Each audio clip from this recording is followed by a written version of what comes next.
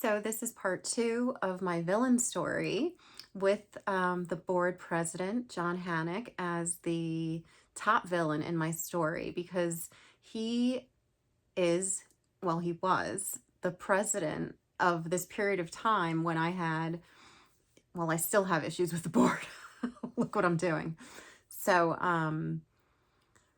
he was the president of the board, and while they don't technically have any more power than any of the other directors, they have one vote.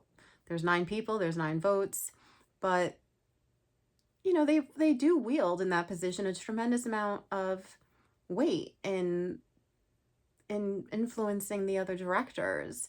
And they also, well, this person in particular has been on the board, like I said, for 9 years. So he already had 2 terms, and most of our directors had just been elected. So he was someone who was teaching them and also trying to mold them, into his view of how this place should be run and how we should deal with people. So I want to take a step back and talk about his transformation from being an activist and hero to really being a villain to people, because he had been, like I said, friendly and one of the concerned citizens in the community, which is a group of people that have been activists. And he also was involved with this neighbor to neighbor club, which was given the label of being politically active. But what happened over time, before my time, before 2023, when I even got seated in August of 2023 on the committees, there was a lot of fractures between him and the people. My understanding, everything is an opinion here, and what I know from what other people tell me or I've observed is that he just started making decisions and handling things in a way that was disrespectful to the people who had been his friends, like in the 2000s and the 2010s, and helped him get elected. And they basically felt betrayed by him. And during COVID, there was this whole breakdown with people where,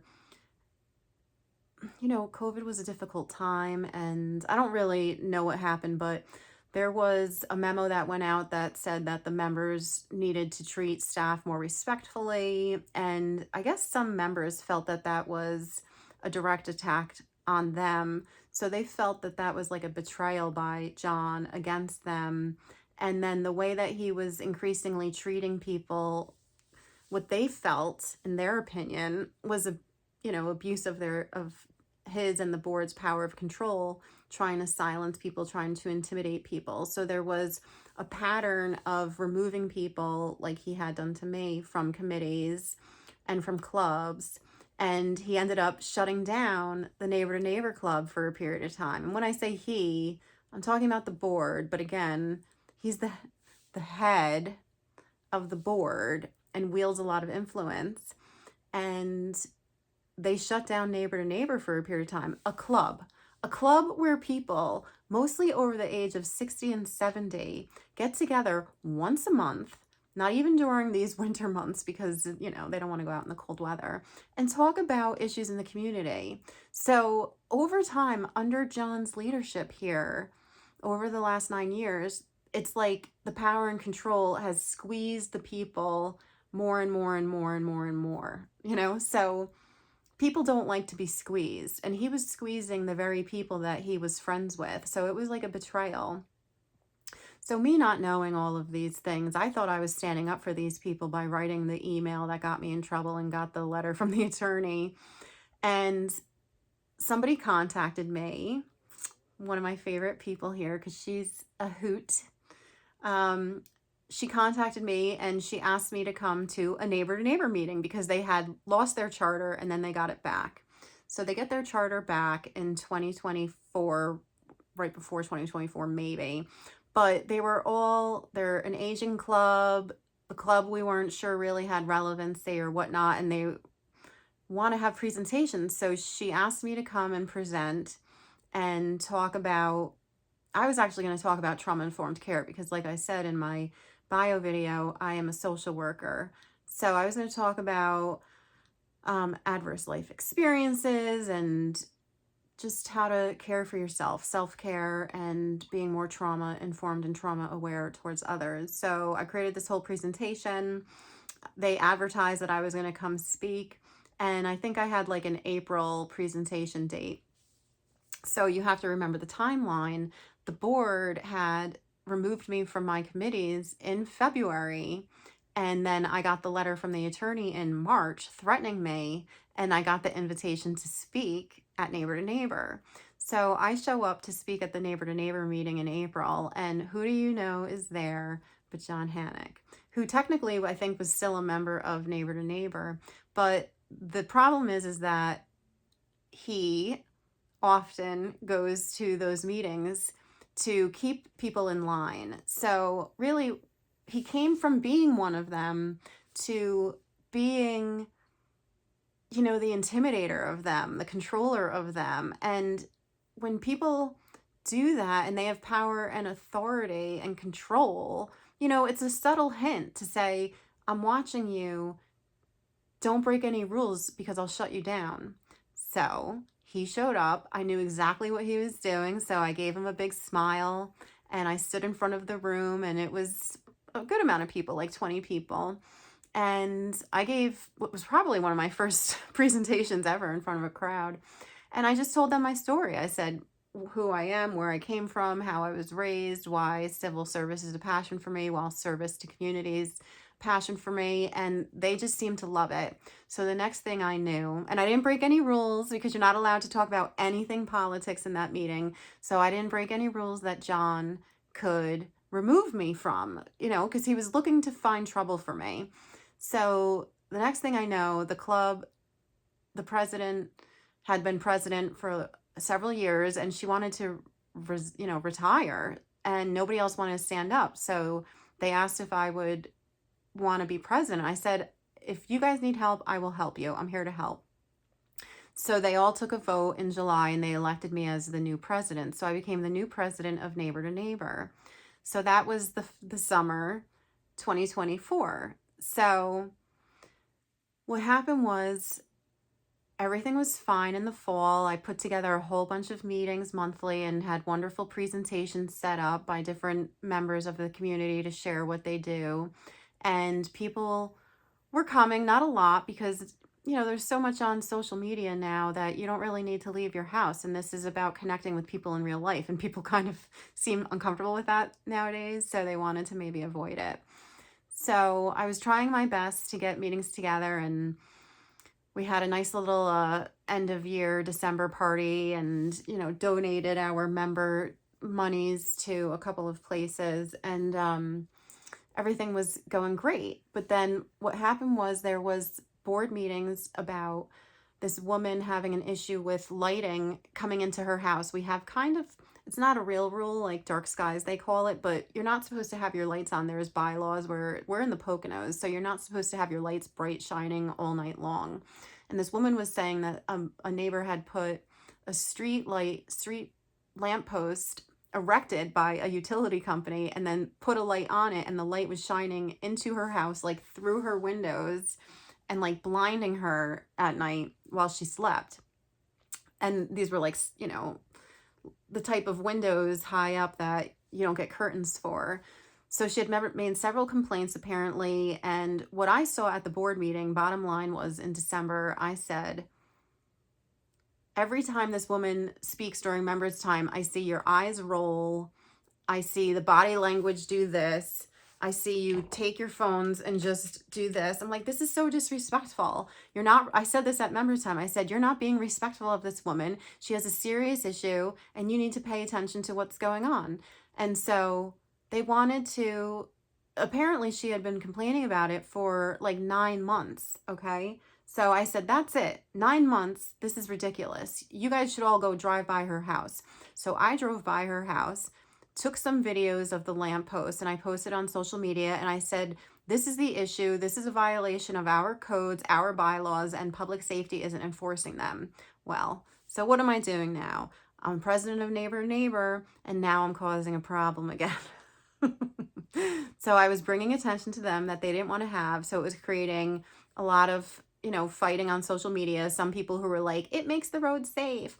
Like, that's why we have public safety and a public safety committee to determine what roads are dangerous and whether they need to have, certain safety implements put out on the road. It's not for an individual homeowner to call a utility company and put a lamppost street light out on the road.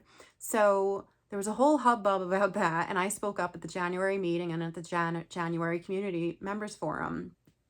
So I talked about that, which made them very unhappy. And I also brought up the question of who oversees public safety. And they all looked at me and were like,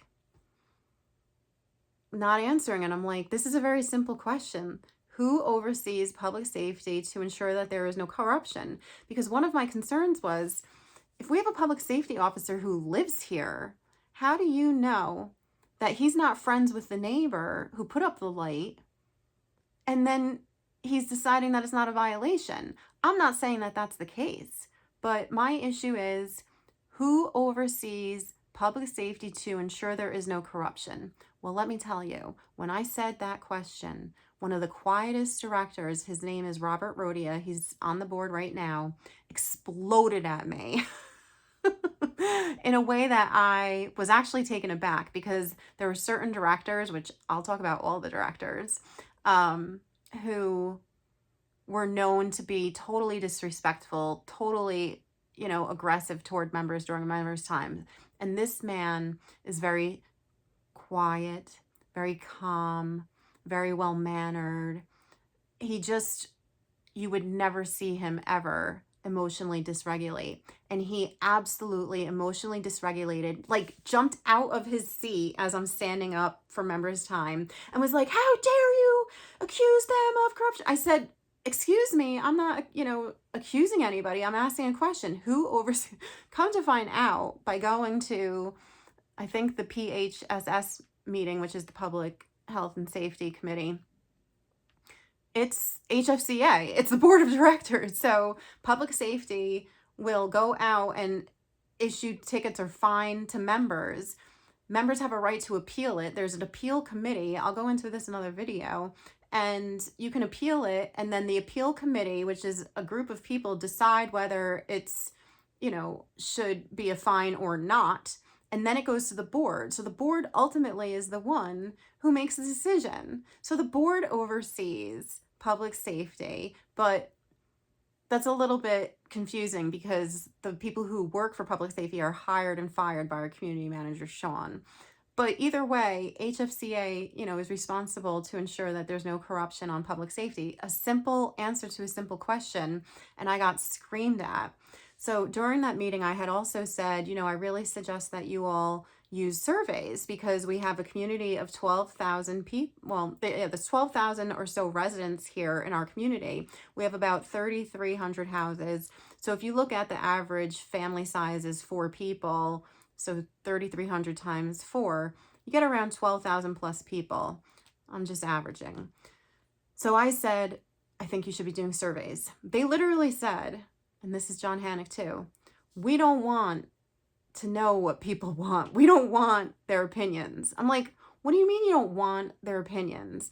They're like, because if you get everybody's opinion, you can't please everybody. I'm like, you're not looking at it as a research tool. If you put out just a little survey, like a Question Pro survey or Survey Monkey, not something where you have to pay a researcher $40,000 to be a contractor. Do surveys, have the communications department do surveys and find out what the members think on issues, and then use it to inform your decision making. All I wanted for them to understand was, you don't have your pulse, your finger on the pulse of what the community wants. So I'm not saying that, you're giving up your power, but you use survey information to inform your decisions.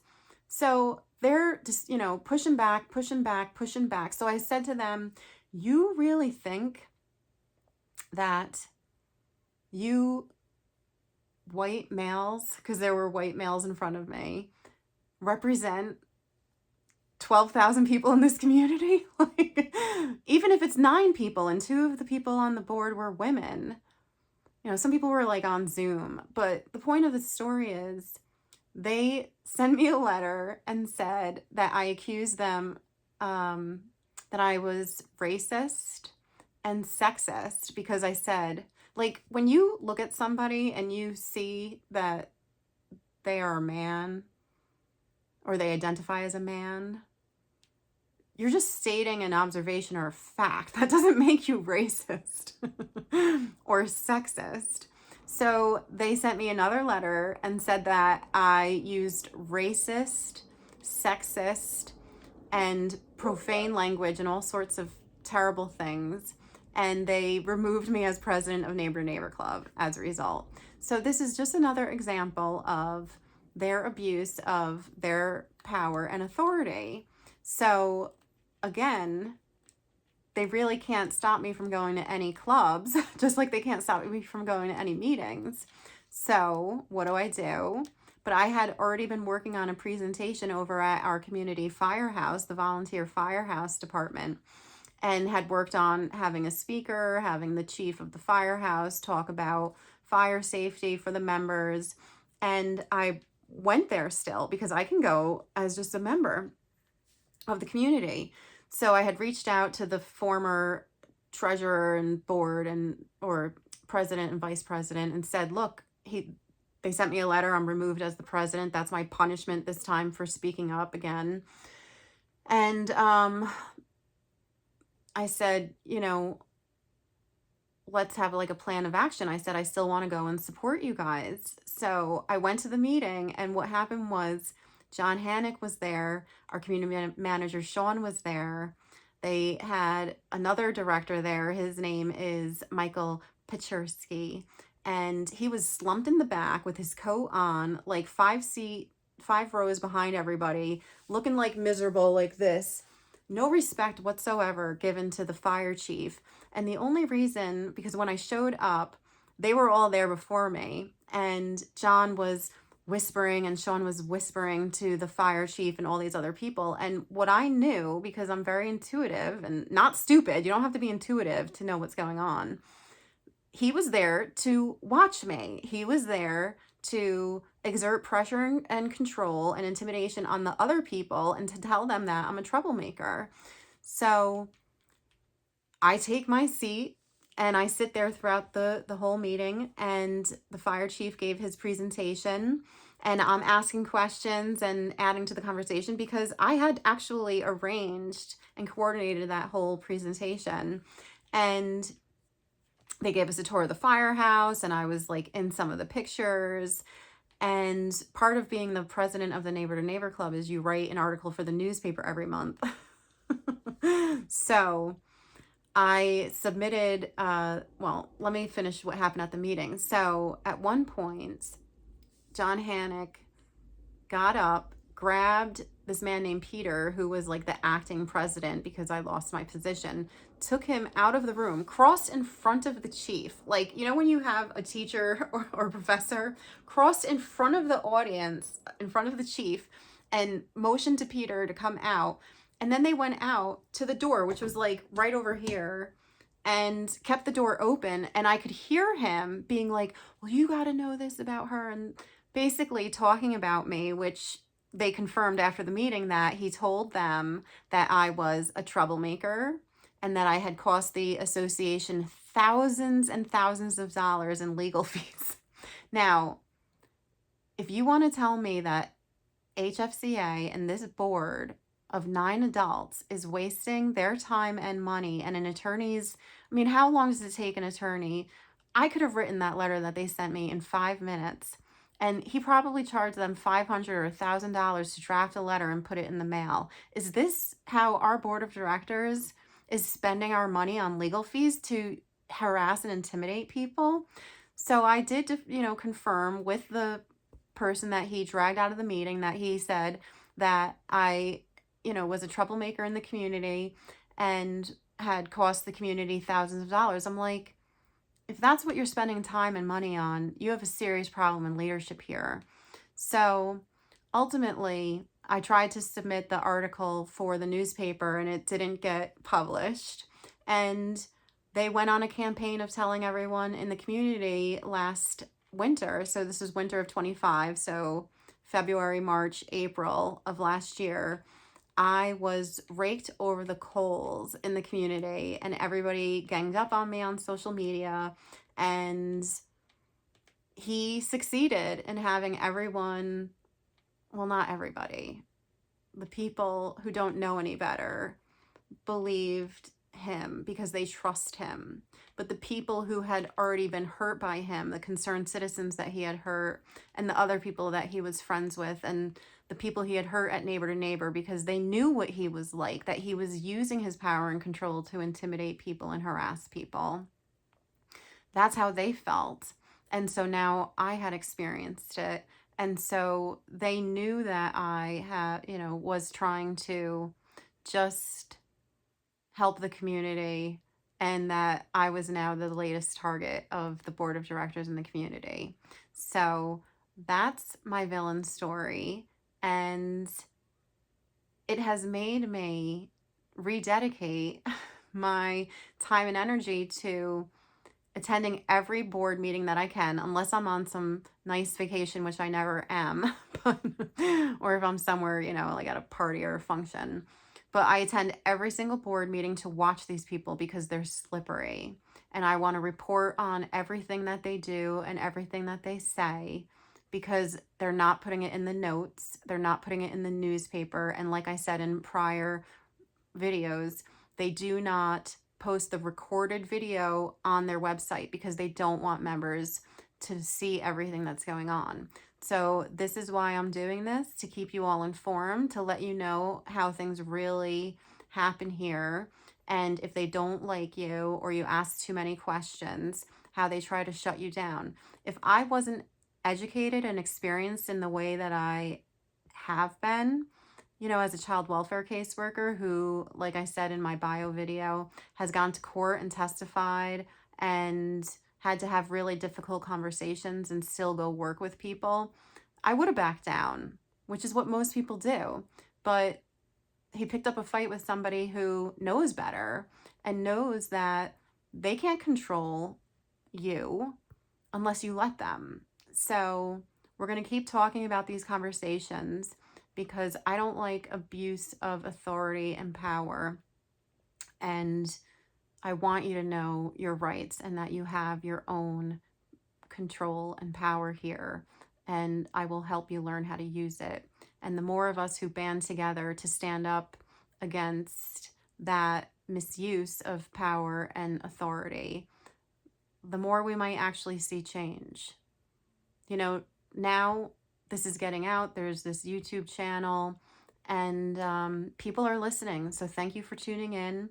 And if you like this or don't like it, you can feel free to comment, but please subscribe so we can continue to have these conversations and try to actually make this community the best that it can be, because I am raising a family here. I am raising a child in this community and I want him to have, just like I want, trust and faith and confidence in our leaders, that they're stand-up people. And from what I have learned, things are concerning. So I want others to know that we can band together and make positive change. So thank you for listening.